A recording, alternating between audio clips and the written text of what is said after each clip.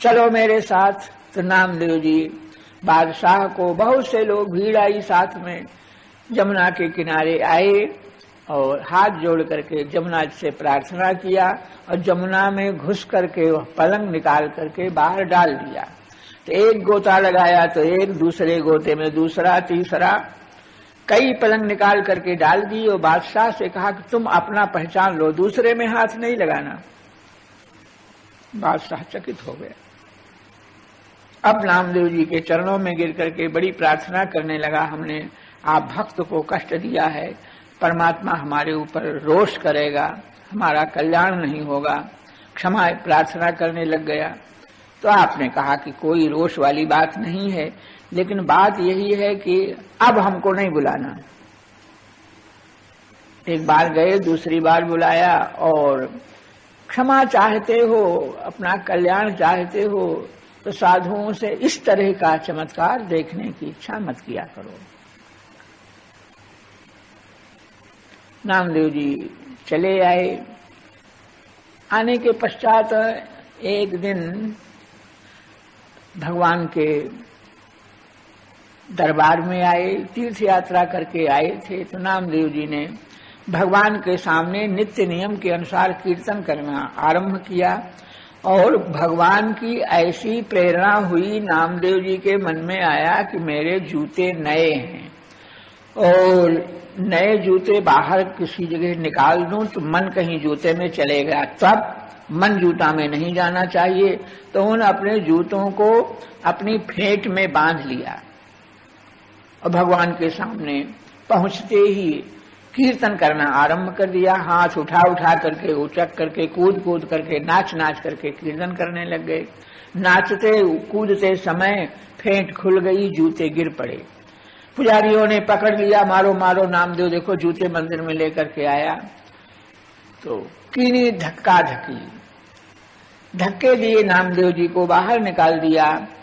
नामदेव जी बाहर चले आए और कीनी धक्काधक्की रिस मोकुन आइए। नामदेव जी ने कहा आपने बहुत ही ठीक किया, आपने धक्का धक्की किया तो अपराध तो हमारा ही है। जूते लेकर के हम गए और उस समय कबीर जी वहां प्रकट हो गए। कबीर जी पहुंच गए तो कबीर ने कहा भाई नामदेव, अब यहाँ यह जगह जो है बैठने की, हमारे तुम्हारे बैठने की जगह नहीं है। यहाँ तो उत्तम जाति के लोग, वो लोग बैठे और भगवान के आगे सुंदर ताल पखावज बजावें, भगवान के आगे सुंदर नृत्य करने वाले लोग नृत्य करें, हम लोगों के बैठने की जगह नहीं है, चलो यहाँ से।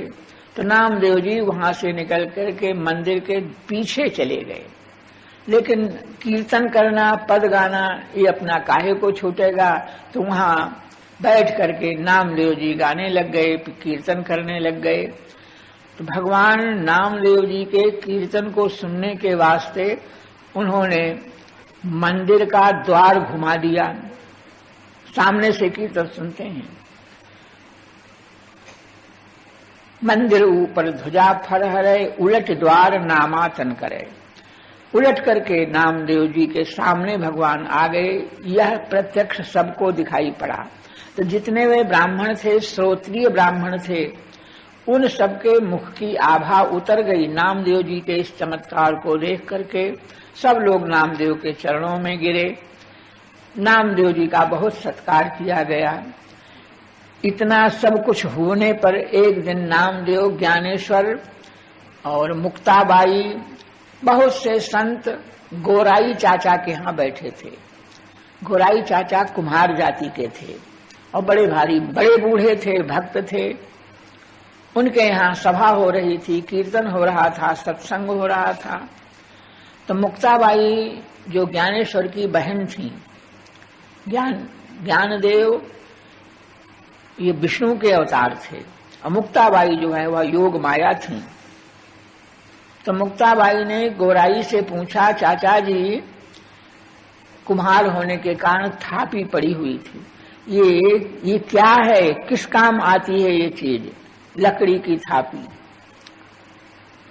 तो गोराई चाचा बोले, बेटी ये मैं घड़े बनाता हूं तो इससे पीट पीट करके उनको बढ़ाता हूं, मजबूत करता हूं।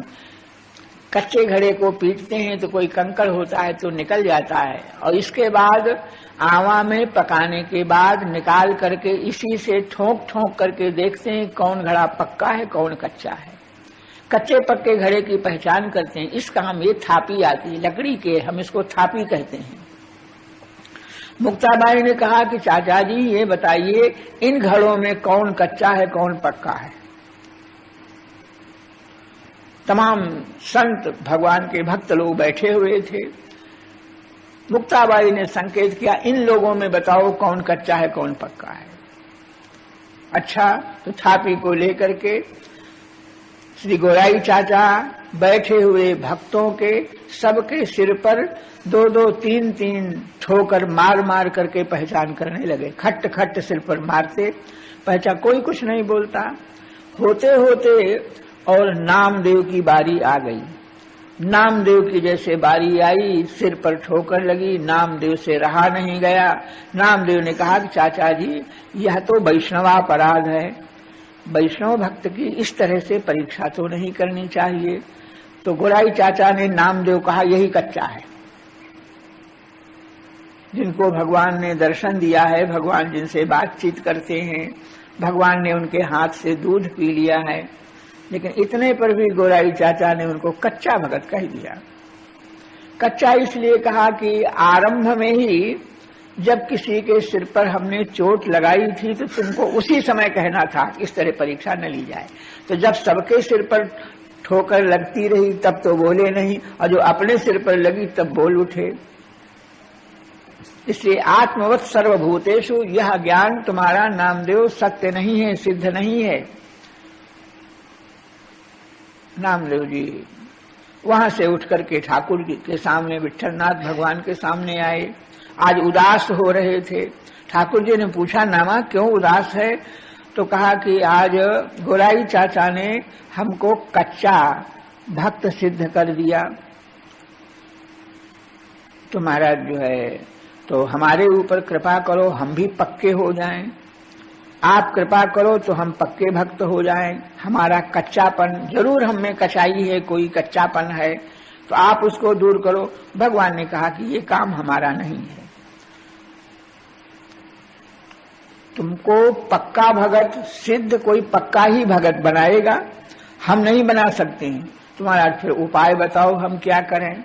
तो भगवान ने बता दिया कि सीधे रास्ता बता दिया, जंगल में चले जाओ, वहाँ एक संत रहते हैं, मंदिर है, तो उनकी शरण में जाओ तो तुम उनका आशीर्वाद मिल जाएगा, उनका दर्शन होगा, स्पर्श होगा, तो तुम पक्के भगत हो जाओगे। नामदेव जी ढूंढते हुए वहां पर पहुंचे तो एक मंदिर दिखाई पड़ा, सरोवर दिखाई पड़ा। मंदिर के भीतर भगवान की प्रतिमा शंकर जी थे और एक कोई पड़े हुए थे। तो संत कहें कि पागल कहें, नामदेव जी की समझ में नहीं आया। वे महात्मा मंदिर में पैर फैला करके लेटे थे और उनका पैर भगवान शंकर की प्रतिमा से स्पर्श कर रहा था। तो नामदेव जी को यह अनुचित मालूम पड़ा। तो नामदेव जी ने कहा कि अरे भाई तुम कौन हो? मंदिर सोने की जगह नहीं होती, मंदिर में बैठ करके भजन करो। भगवान के मंदिर में सोना नहीं चाहिए, और तुमने पैर फैलाए हैं, तुम्हारे पैर शंकर भगवान की प्रतिमा पर हैं, प्रतिमा से छू रहे हैं।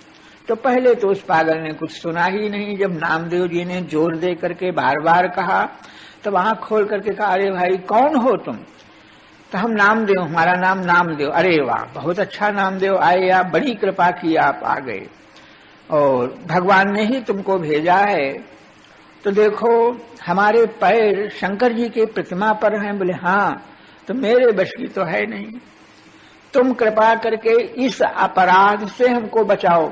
हमारे पैर उठा करके जहां भगवान शंकर न हो वहां रख दो। तो रामदेव जी ने पैर उठा करके शंकर जी की प्रतिमा से अलग रखे। अलग रखने पर जहां पैर रखे वहीं शंकर भगवान की प्रतिमा प्रकट हो गई, दिखाई पड़े। तो जहां जहां पैर रखे वहां वहां भगवान की प्रतिमा उनको दिखाई पड़ी। तब नामदेव की समझ में आ गया कि भगवान ने इन्हीं के पास भेजा है। नामदेव जी ने उनकी चरण शरण ग्रहण की, उनकी सेवा की, और सेवा करने से नामदेव पक्के सिद्ध भक्त हो गए। पक्का सिद्ध भक्त जो होता है वह अपने श्याम सुंदर को, भगवान को सर्वत्र देखता है। हरिरेव जगत जगदेव हरि, सारा संसार या जगत का जितना जगत है भगवान का स्वरूप है, भगवान ही इस रूप में स्थूल रूप है। जगत जो है वह भगवान का स्थूल रूप है। तो हरिरेव जगत, सारे संसार के रूप में भगवान ही है, दूसरा कोई नहीं है।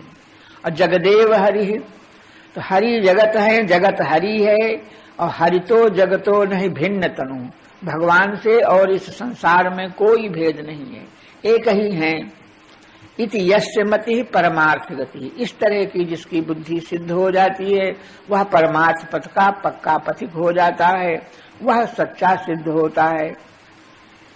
ऐसा कहकर के समझाया और नामदेव जी को भी यह ज्ञान हो गया। नामदेव ने सर्वत्र भगवान को देखेंगे, निज प्रभुमय देखें जगत तो कैसन करें विरोध, सिया राममय सब जग जानी। तो जो सारा संसार भगवान का स्वरूप ही है और हम भगवान के दास हैं, तब किसी प्राणी के प्रति, चर के प्रति, अचर के प्रति विरोध नहीं रह जाता है। अनन्य का लक्षण लिखा है। अनन्य कौन है? तो अनन्य माने न अन्य अनन्य, जो भगवान को छोड़ करके अन्य माने दूसरे को नहीं देखता है। चराचर जगत में कहीं भी भगवान को छोड़ करके बस दो ही तत्व हैं, या तो हम हैं, हमारे भगवान हैं, और तीसरा कोई है नहीं। भगवान है और भगवान का भक्त मैं हूं, और दूसरा जितना कुछ है सब भगवान का ही स्वरूप है। चाहे चर जगत हो, चाहे अचर हो, जड़ हो, चैतन्य हो, सब भगवान का स्वरूप है। अब मैं भगवान का भक्त हूं। और भगवान जो है वह जितने सब भगवत स्वरूप हैं, तो संसार में कोई ऐसा प्राणी, कोई ऐसा नहीं है जिसको भगवान मिले न हो। सब भगवान को प्राप्त। एक मैं केवल बचा हूं, भगवान से अलग हूं, भगवान से दूर हूं, और सभी लोग भगवान को प्राप्त हैं। हरिवंश महाप्रभु का वाक्य इसी तरह, पाए जान जगत में जेते, संसार के जितने प्राणी हैं इनको ईश्वर प्राप्त समझो। सब भगवान के भक्त हैं, भगवान सबको प्राप्त हैं, भगवान केवल हमको नहीं प्राप्त है। सो अनन्य जाके अस मत न टरई हनुमंत, तो मैं सेवक और सचराचर रूप राशि भगवंत। तो मैं अभी भगवान को प्राप्त नहीं हूं, तो मैं भगवान का सेवक हूं, भगवान का दास हूं, और सारा संसार जितना है वह भगवान ही है। ऐसा जिसका भाव हो उसको अनन्य भक्त कहा जाता है, ना अन्य, दूसरा कुछ है ही नहीं है। तो यह अनन्यता नामदेव जी को प्राप्त हुई। नामदेव जी सर्वत्र अपने भगवान को और देखने लग गए, प्रतिज्ञा की सर्वत्र भगवान को ही देखेंगे, भगवान से भिन्न। गही एक टेक फेर उड़ते न चरिए, तो नामदेव ने प्रतिज्ञा की अब हम सर्वत्र अपने भगवान को ही देखेंगे, भगवान से भिन्न और कहीं कुछ नहीं है। प्रसिद्ध है, भोजन बना रहे थे, कुत्ता आकर के रोटी लेकर भागा, तो कुत्ता लेकर भागा नहीं, भगवान को हमारी रोटियां खाने की इतनी जल्दी पड़ी कि स्वयं भोग लगाए बिना आकर के लेकर के चल दिए। तो रोटियों में अभी घी नहीं लगा है, घी का कटोरा लेकर के कुत्ते के पीछे दौड़ने लग गए। सूखी क्यों खाओगे महाराज, ये घी लगा लो, सूखी मत खाओ, आग्रह करने लगे। तो सच्चा भाव होने की वजह से उस कुत्ते से ही विट्ठलनाथ भगवान को प्रकट होकर के दर्शन देना पड़ा। दर्शन दिया। श्री नामदेव जी महाराज जो है वह हर समय भगवान को ही देखते थे। रास्ते रास्ते जा रहे हैं, अब एक रास्ता दाहिनी ओर जाता है, एक बाईं ओर जाता है, हमारा गंतव्य किधर है, कहाँ किधर जाएं, तो कोई नहीं दिखाई पड़ा। एक पत्थर पड़ा हुआ था, पत्थर को ही हाथ जोड़ करके महाराज आप हमको रास्ता बताइए। तो पत्थर से ही प्रकट होकर भगवान ने रास्ता बताया, किधर चले जाओ। सर्वत्र भगवान को देखते हैं। कीर्तन हो रहा था, तो कीर्तन में गर्मी के दिन थे, रात में कीर्तन करने वालों को प्यास लगी और बिना पानी पिए कीर्तन करते बन नहीं रहा है। नामदेव जी को मालूम हुई तो नामदेव जी ने झट घड़ा लिया हाथ में, करताल जो बजाते थे अपने कमर में लगा लिया, उसको घड़ा लेकर के आधी रात का समय हो रहा था, चंद्रभागा नदी के तट पर पहुंचे तो सचमुच बहुत बड़ा एक विकराल स्वरूप दिखाई पड़ा और उसके साथी लोग बहुत ज्यादा थे, बड़ी भीड़ थी। तो नामदेव जी ने उसको देखा। तो अब तो नामदेव जी को सर्वत्र अपना इष्ट ही दिखाई पड़ता है। तो उस प्रेत को देख करके यह प्रेत है, नामदेव जी ने यह नहीं माना, ये हमारे इष्ट देवता भगवान हैं और इस रूप से आकर के हमको इन्होंने दर्शन दिया। तो फेंटते निकास ताल गायो पद तत्काल, करताल को निकाल करके हाथ में ले लिया और उसी समय आप कीर्तन करने लगे दर्शन करके प्रेत के। ये आए मेरे लंबकनाथ, बहुत लंबे थे इसलिए उनका नाम लंबकनाथ नामदेव ने रखा। धरती पांव, इनके पैर तो धरती पर टिके हैं, और स्वर्ग लो माथो, स्वर्ग में इनका मस्तक पहुंच रहा है। जोजन भरी भरी हाथ, 4-4 कोस के लंबे इनके हाथ दिखाई पड़ रहे हैं, इतना विशाल स्वरूप है। और शिव सनकादिक पार न पावे तैसे ही सखा विराजत साथ। शंकर भगवान विष्णु भगवान का पार नहीं पाते हैं, तो बड़े बड़े देवता जिनका पार नहीं पाते हैं, ऐसे इस तरह के इनके पीछे अनुचर वैसे ही हैं, जैसे भगवान हैं उसी तरह से भगवान के अनुचर हैं, तमाम भीड़ साथ में है। तैसे सखा विराजत साथ, नामदेव के प्रभु अंतर्जामी कीनो मोह सनाथ। अंतर्जामी प्रभु आपने कृपा करके आज हमको सनाथ कर दिया और यह अपना दिव्य दर्शन हमको दिखाया। नामदेव जी के इस प्रकार प्रार्थना करने पर वह विकराल प्रेत और भगवान के रूप में आ गया विश्वास पूर्वक। तो भगवान तो सर्वत्र हैं और सब रूपों में भगवान ही हैं।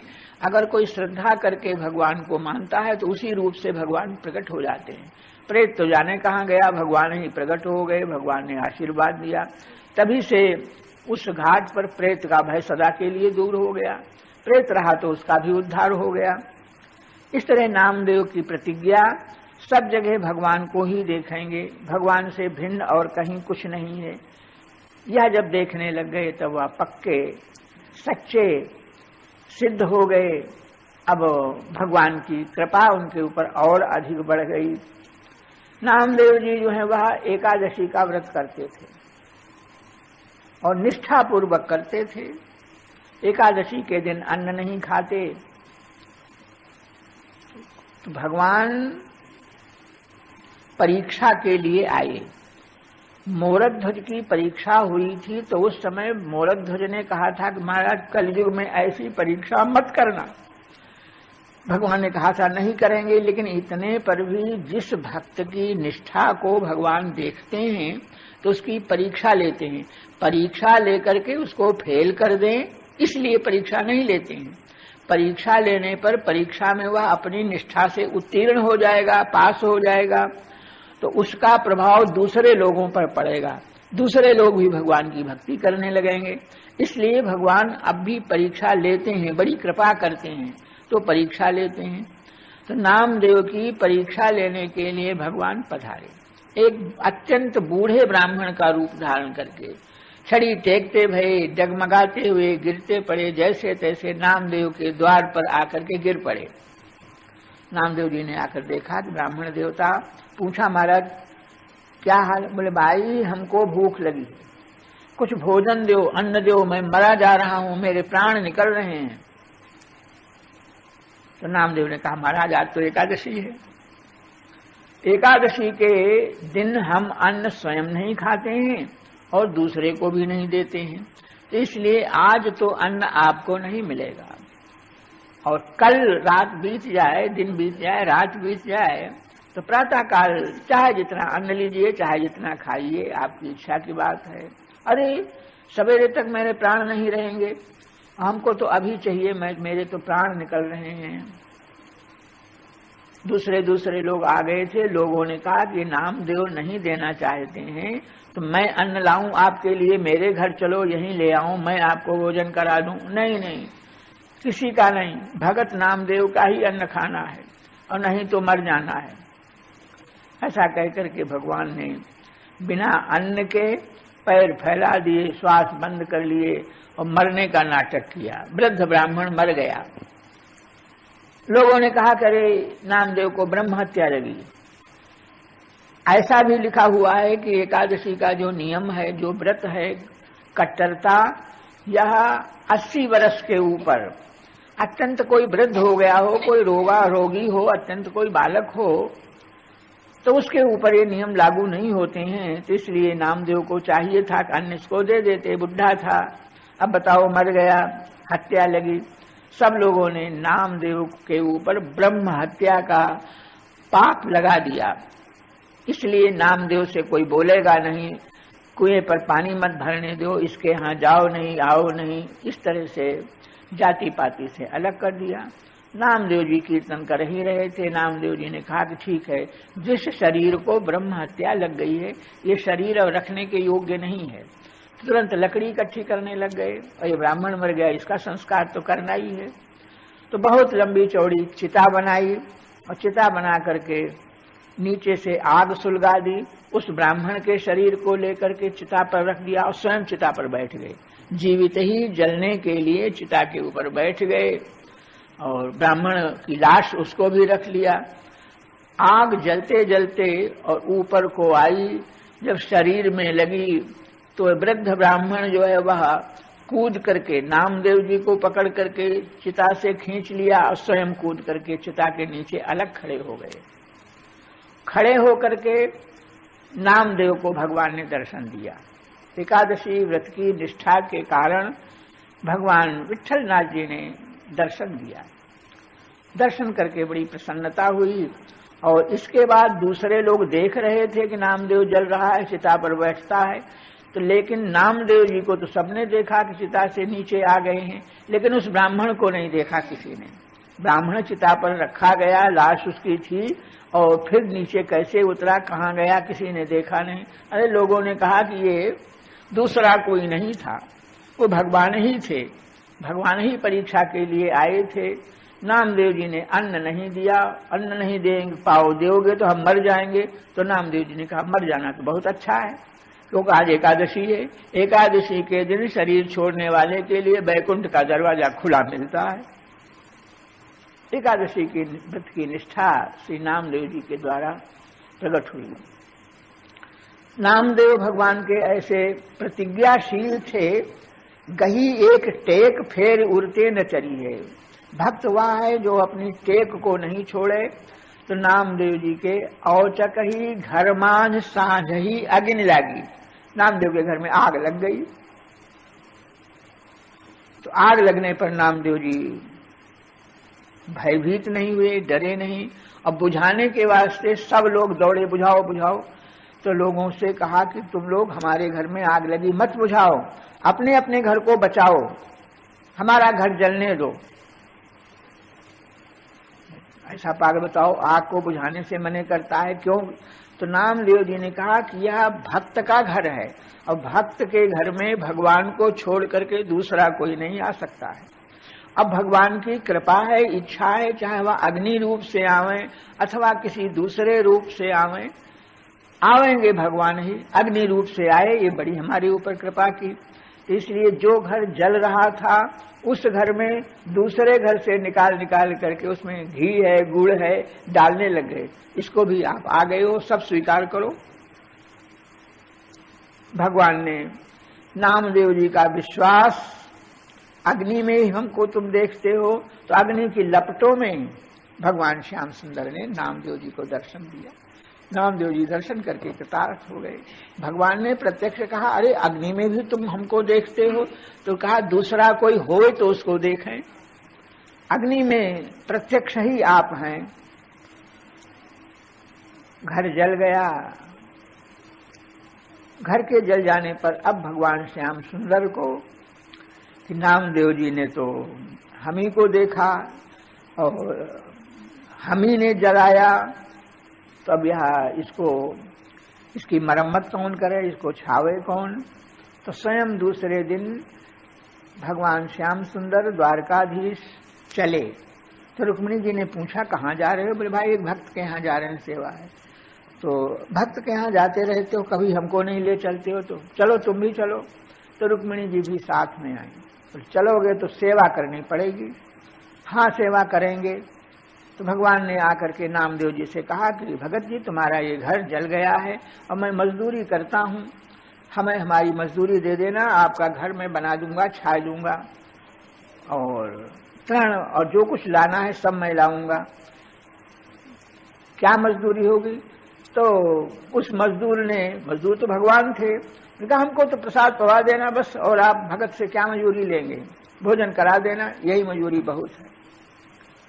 भगवान ने छप्पर छाया, नामदेव का छप्पर भगवान ने अपने हाथ से। तो अनंत कोटि ब्रह्मांडों की रचना करने वाला कारीगर जिस वस्तु को बनाएगा वह वस्तु तो दिव्य होगी।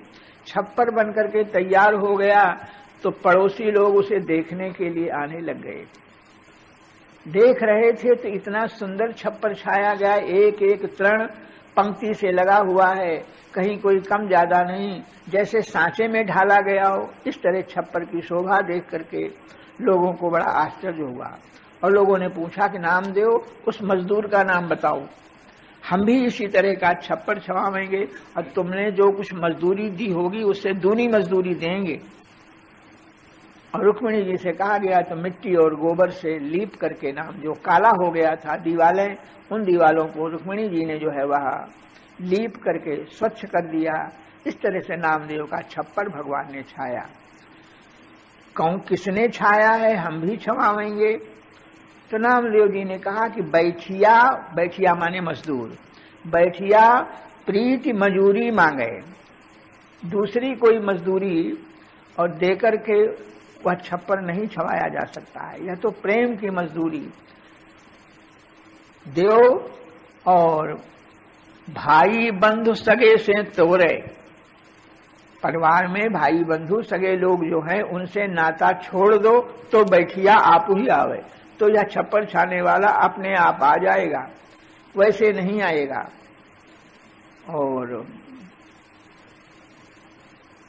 और अपने घर में आग लगाओ तब मजदूर आवेगा।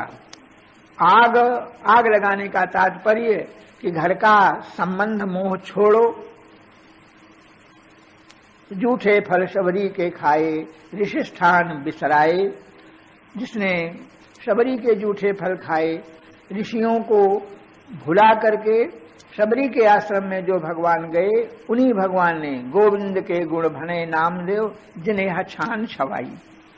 वह भगवान का छाया हुआ छप्पर है। लोग समझ गए कि नामदेव भाई भगत है। नामदेव जी की महिमा तो टेक गही एक टेक फेर उड़ते न टरी है। टेक यह है कि सर्वत्र भगवान को देखेंगे और जो कुछ करेंगे भगवान करेंगे, और भगवान का किया हुआ सब कुछ हम स्वीकार करेंगे, और भगवान भक्त के साथ सब कुछ अच्छा ही अच्छा करते हैं। कृपा ही कृपा भगवान की रहती है। इस तरह से नामदेव जी ने अपनी टेक का निर्वाह किया। भक्त का लक्षण कहा जाता है कि हरि गुरु दासन सो साचो सोई भक्त सही, अब गही एक टेक फेर उड़ते न चाहिए।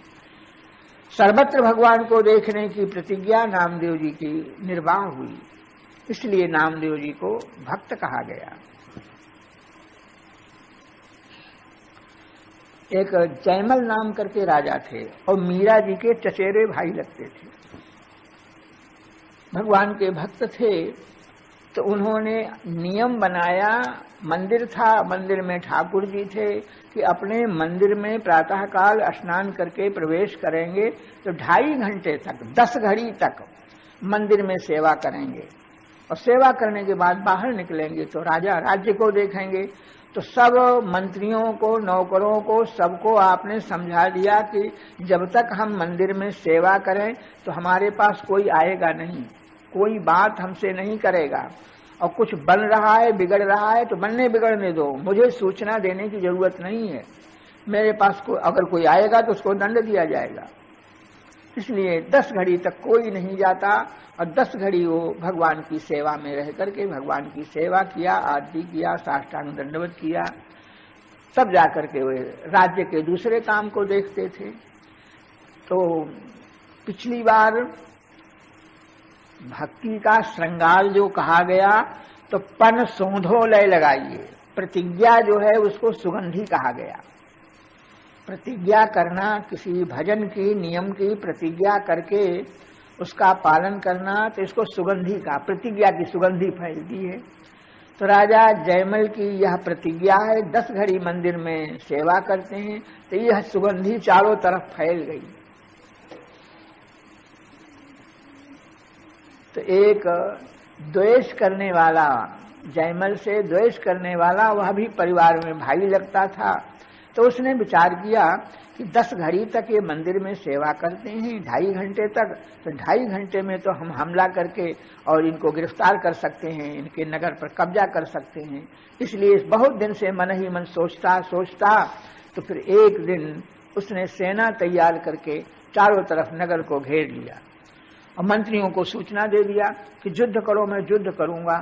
तो मंत्री लोग तैयारी तो किया युद्ध की, लेकिन राजा की आज्ञा के बिना युद्ध कैसे करें, और राजा से पूछने कोई जा नहीं सकता, राजा मंदिर में सेवा कर रहा है और बिना पूछे युद्ध आरंभ करना ठीक नहीं। अंत में लोगों ने राजमाता के पास जाकर प्रार्थना की, आप माता हो, आपके ऊपर राजा का कोई दंड नहीं होगा, इसलिए आप राजा से कह दो, पूछ लो। इस तरह से शत्रु के सेना चारों तरफ आ गई है और राजा कह दे, आज्ञा दे दे कि हाँ युद्ध करो, तो हम लोग युद्ध आरंभ कर दें। केवल राजा आज्ञा दे दे। संकट जान करके राजमाता निकट गई और कह दिया उन्होंने कि शत्रु ने आक्रमण कर दिया है, युद्ध की आज्ञा दीजिए। तो उनके मुख से निकला, करें हरि भली है।